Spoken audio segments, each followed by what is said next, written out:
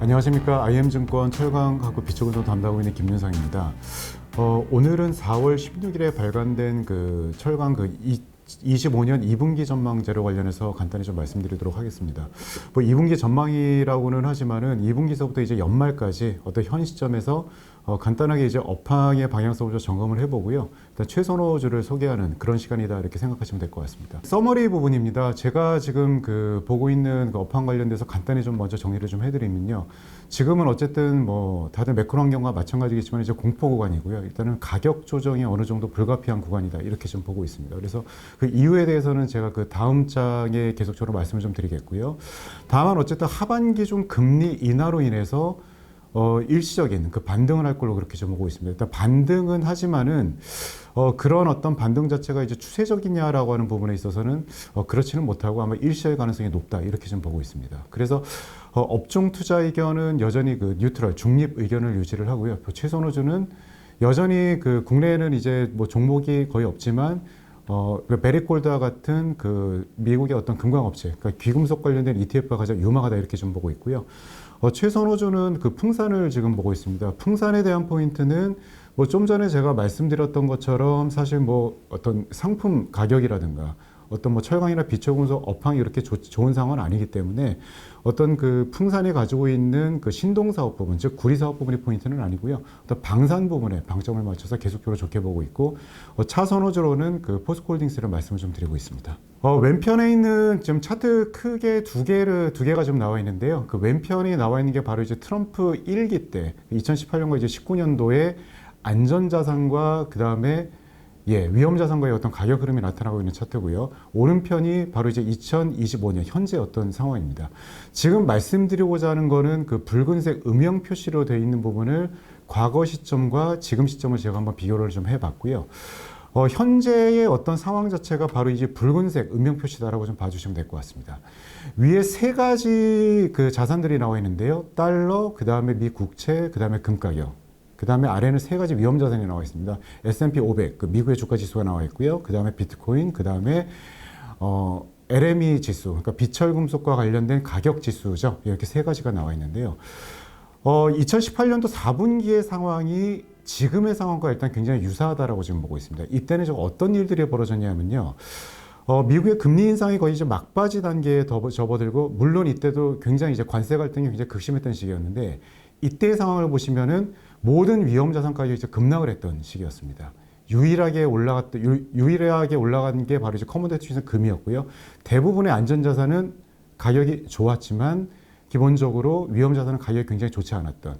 뭐 대표적인 안전 자산의 달러 가격도 굉장히 좀 좋았고요. 미 국채는 가격이 올랐고 금 가격도 오르는. 그래서 굉장히 좀 그 공포 구간이었죠. 안전 자산만을 선호를 하고 위험 자산을 굉장히 기피하는 이런 구간이었는데, 지금이 약간 그런 시점과 과거에 2018년 4분기하고 비슷하다고 보고 있는데, 뭐 여러분들 아시겠지만 지금은 저희가 이제 셀 USA라고 하죠. 더 공포의 강도가 좀 더 심해졌다. 그래서 뭐 다들 아시는 것처럼 금만 유일하게 가격이 오르고 있고, 미 국채나 달러는 오히려 좀 빠지고 있습니다. 미국에 대한 불안감이 굉장히 좀 확산되고 있는, 그래서 더 안전한 자산만을 추구하는 어떤 그런 현상이라고 봐주시면 될 것 같고요. 지금은 약간 이런 구간이다라고 지금 보고 있습니다. 그래서 이거를 제가 과거의 시점과 비교를 해드렸습니다만은 보다 어떤 그 펀더멘탈적 요인으로 좀 설명을 좀 드리면요.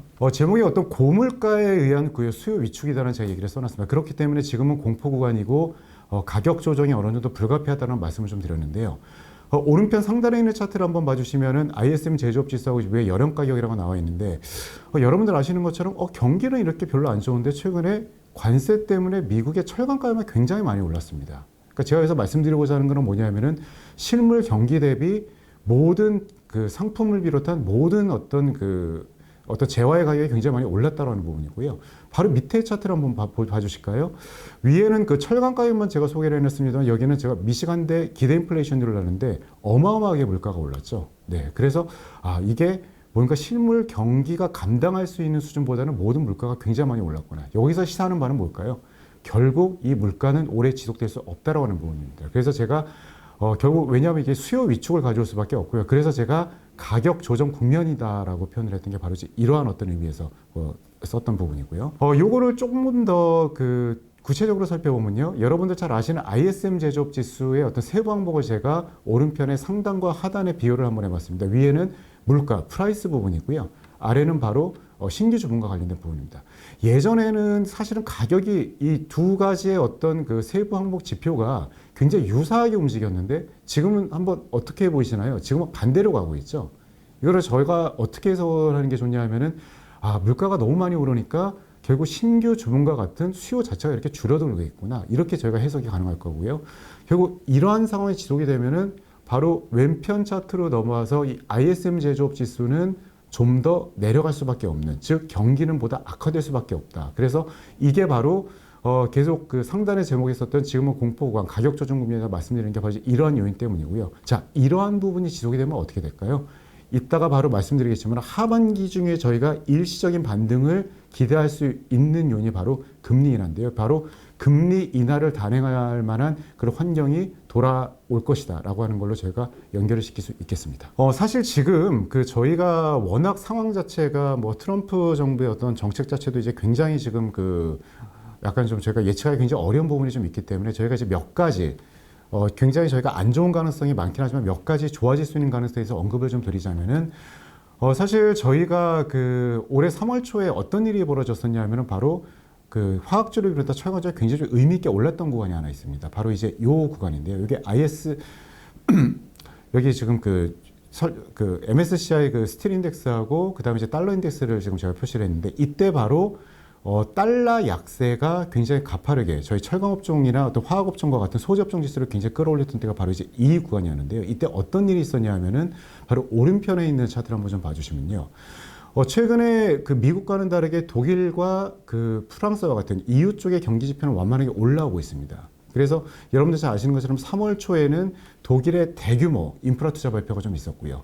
이러한 얘기들이 나오면서 굉장히 가파른 달러 약세가 진행이 됐고 이게 바로 아까 말씀드렸던 이제 철강업종 주가라든가 아니면은 그 위험자산 가격 끌어올리는 이런 어떤 모멘텀으로 작용을 했다고 봐주시면 될 것 같습니다. 그래서 지금은 어쨌든 그 관세 갈등이 굉장히 격화가 되면서 어떤 그 미국 말고 이제 다른 지역의 경기 개선 기대감들이 굉장히 낮아졌지만 이런 관세 갈등이 어떻게 보면 좀 빨리 좀 이렇게 좀 일단락이 좀 되고요. 그러다 보면은 결국 이제 그 타 지역의 어떤 그 자구책들이 부각받는 시점이 온다라고 하면은 좀 전에 제가 말씀드렸던 지금은 공포 구간, 가격 조정 국면 이런 부분들이 좀 더 빨리 끝날 수 있는 어떤 그런 가능성이 열릴 수도 있다라고 하는 점을 말씀을 좀 드리고 싶습니다. 다만 이러한 가능성은 현재로서는 그렇게 높아 보이지는 않는다. 그렇게 좀 말씀을 좀 드리고 싶습니다. 예, 이제는 바로 그 이런 경기 침체와 관련된 어떤 그 가격 조정 구간 공포가 계속적으로 지속됐을 경우에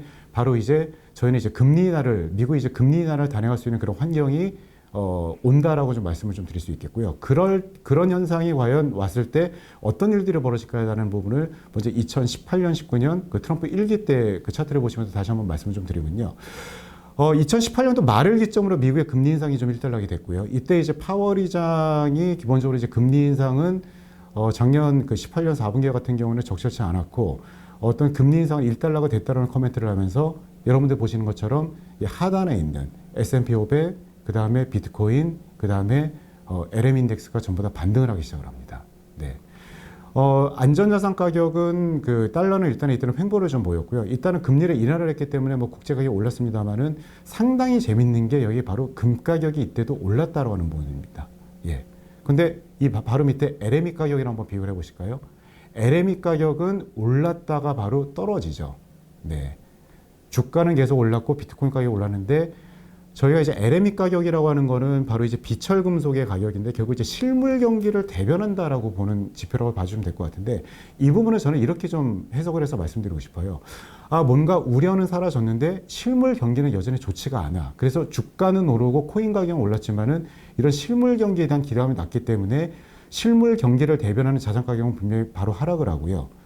이럴 때 사람들은 실물 경기를 대별하는 여러 이제 커머더티의 자산인데요. 이 중에서 무엇을 샀을까? 바로 금을 샀습니다. 그래서 여러분들 금리, 제가 오늘 이번에 차트에서는 준비는 좀 안 했습니다만은 금리 인하 구간에서 언제나 가격이 올랐던 게 바로 금이었습니다. 결국 실물 경기가 굉장히 좋다라고 하는 확신이 들면 금가격이 오르진 않겠지만은 실물 경기에 대해 애매하다라고 이제 투자가들이 생각이 되면은 바로 이제 금가격이 언제나 올랐던. 그래서 저는 올해의 하반기에도 이러한 어떤 환경이 지속이 될 걸로 보고 있고요.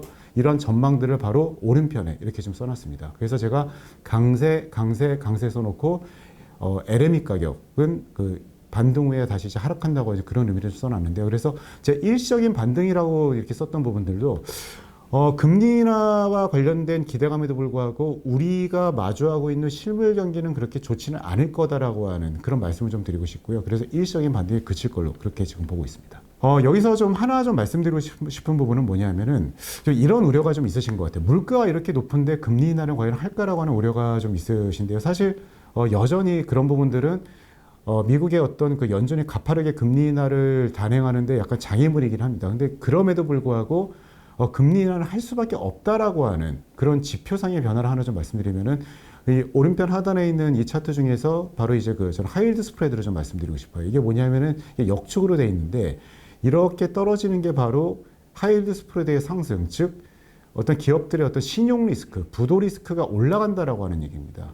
저희가 작년만 하더라도 미국 연준이 금리 인하를 가파르게 못할 거라고 봤던 게 앞서 말씀드렸던 것처럼 물가도 너무 높고 경기는 안 좋다라고 하는데 하이힐드 스프레드가 하나도 안 높았었어요, 작년에는. 기업들이 멀쩡한데 왜 금리 인하를 그렇게 할 필요가 뭐가 있지? 이렇게 좀 생각을 했는데 지금은 추세 한번 보실까요? 굉장히 가파르게 올라오고 있습니다. 그렇기 때문에 최근에 어떤 미국의 경기 침체와 관련된 우려는 이런 신용 리스크와 관련된 우려 쪽으로 약간씩 좀 이동하고 있는 흐름들을 좀 보여서 저는 하반기에는 어쨌든 굉장히 좀 의미 있는 수준의 금리 인하는 가능하다 이렇게 좀 보고 있고요.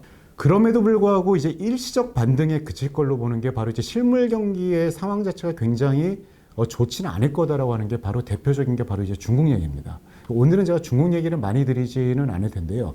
근데 여러분들이 생각하셔야 될 거는 뭐냐면은 전 세계 원자재 절반을 바로 중국이 소비하는데 중국 경기가 안 좋은 상황에서 미국의 연준의 금리 인하만으로 계속적으로 어떤 실물, 어떤 커머더티 가격이 올라올 수 있을까라고 생각하는 거는 사실은 굉장히 좀 무리 있는 가정이라 좀 보고 있고요. 여러분들 잘 아시는 것처럼 바로 중국의 부동산 가격이 지금 나와 있는데, 최근에 몇 개월간 계속적으로 좀 오르는 모습들을 보였던 뭐 1선 도시 또는 2선 도시의 가격이 최근에 재차 하락세를 좀 보이고 있습니다. 그래서 중국의 부동산 상황이 생각보다는 굉장히 좀 안 좋다라고 하는 부분을 제가 여기서 좀 알 수 있겠고요. 이거를 조금 자세히 말씀드리면요. M1, M2 증가율이 중국의 M1, M2 증가율 바로 이제 오른편 상단에 지금 나와 있는데 이 중국이 아무리 유동성 완화를 하고 돈을 풀려고 해도 이게 지금 안 늘어나고 있습니다. 최근에 M1이 조금 늘어났는데요. 이게 늘어난 게 아니라 M1의 범위가 확대가 돼서 이런 현상이 벌어졌습니다. 그러니까 이건 아까 통계의 어떤 통계적인 어떤 부분이라고 좀 봐주시면 되고요. 범주가 확대됐다. M1이 이렇게 좀 봐주시면 됩니다. 근데 여러분들 보시는 것처럼 아무리 돈 빌려가라라고 이제 중국 정부에서 권장을 하더라도 어떤 고용 불안이나 아까 말씀드렸던 내가 갖고 있는 그 주택가 같은 자산 가격이 떨어지니까 사람들은 전혀 돈을 빌리지 않습니다. 그래서 유동성이 계속 잠기고 있고요. 여기 바로 밑에 보시는 그 크레딧 인퍼스라고 하는 게 중국의 대출 총량입니다. 돈을 아무리 풀어도 불구하고 대출이 안 늘어나고 있어요. 자, 이 얘기는 결국 뭘까요? 사람들이 집을 살까요? 안 살까요? 집을 당연히 안 사겠죠. 그래서 바로 왼편으로 이동하시면은 중국의 미분양 주택 면적이 나와 있는데 역사적 최고치를 지금 돌파를 한 상황입니다. 예. 그래서 사실 이게 줄어들어야지 건설업체 입장에서 새로운 집을 짓고 새로운 집을 지어야지 이제 거기에 들어가는 이제 철근이나 이런 철강 수요도 늘어나는데 이런 선순환이 지금 전혀 발생을 안 하고 있고요. 자, 이 미분양 주택이 늘어난다는 얘기는 과연 뭘까요?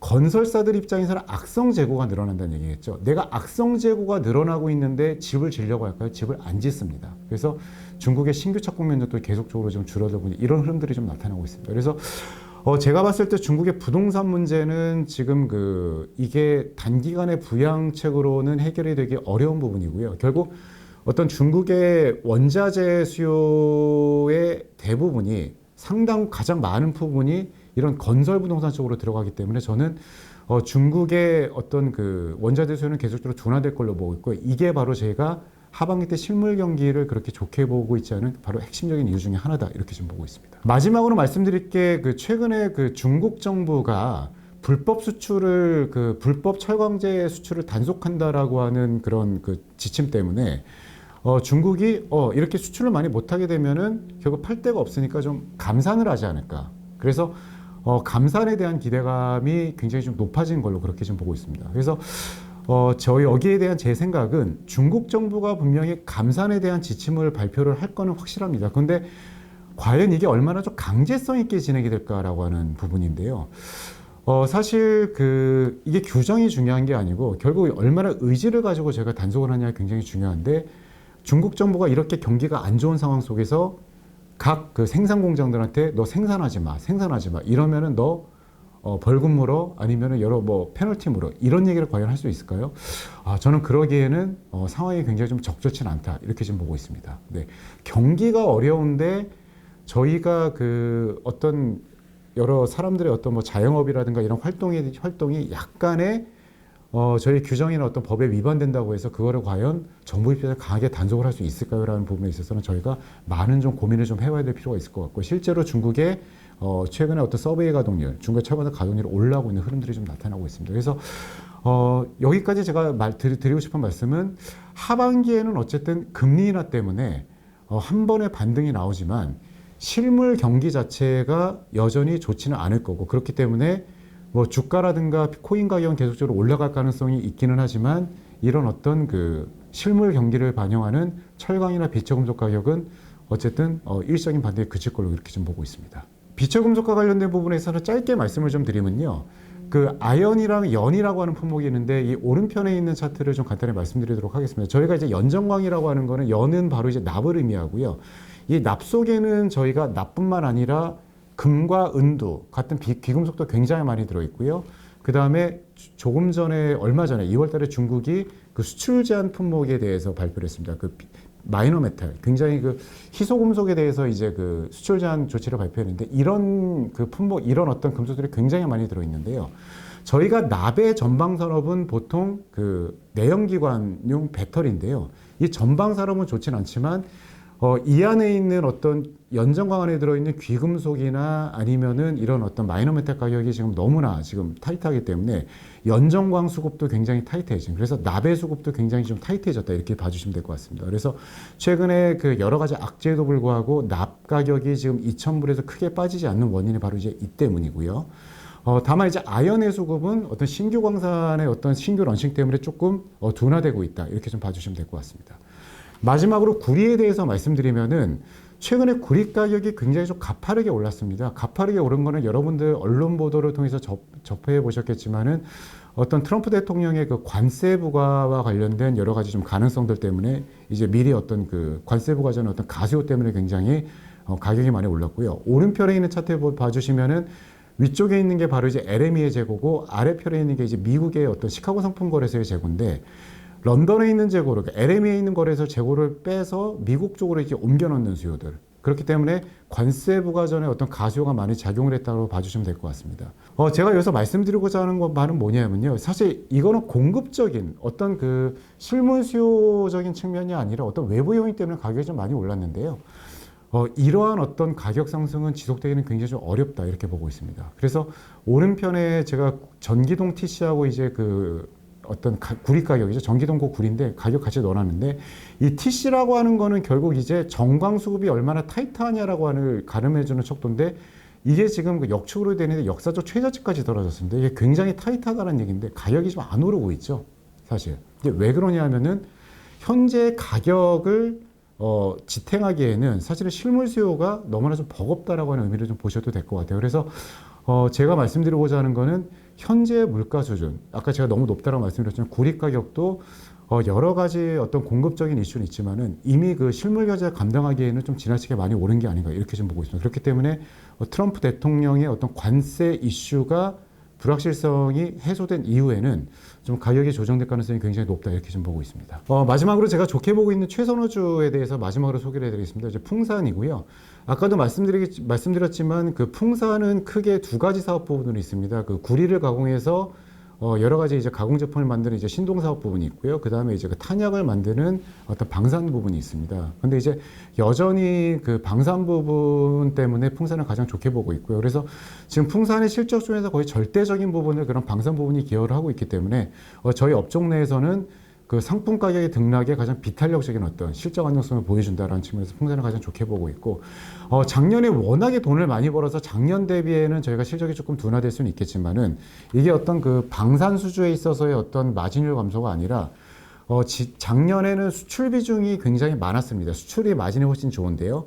근데 수출 비중이 지나치게 많았는데 이 부분이 정상화가 되면서 약간 그 믹스의 변화 때문에 약간 마진율이 떨어지는 어떤 그런 원인 때문에 이익이 감소한다고 봐주시면 될 것 같고요. 올해 1분기 실적이라든가 2분기 실적 방향성, 1분기 실적 같은 경우에는 여러 가지 이제 그 신동 부분에서 구리 가격 상승에 따른 여러 가지 뭐 메탈 게인의 효과 때문에 양호한 실적이 나올 거고요. 2분기 같은 경우에는 상여금 인식이 종료되고 이제 방산 매출이 크게 늘면서 굉장히 또 좋은 실적이 나올 걸로 제가 예상을 하고 있기 때문에 전반적으로는 작년 대비 모멘텀은 떨어지지만 지금과 같이 굉장히 저희 그 업종이 어수선한 가운데서는 여전히 가장 최선의 대안주로서의 역할을 수행할 것이다 이렇게 좀 보고 있습니다. 그래서 최선호주로는 계속적으로 이제 풍산을 말씀을 좀 드리고 있습니다. 어떻게 좀 유익한 좀 방송이 됐으면 좀 좋겠습니다. 예, 이상으로 철강과 비철금속 2분기 전망 그 강의를 여기서 마치도록 하겠습니다. 예, 감사합니다.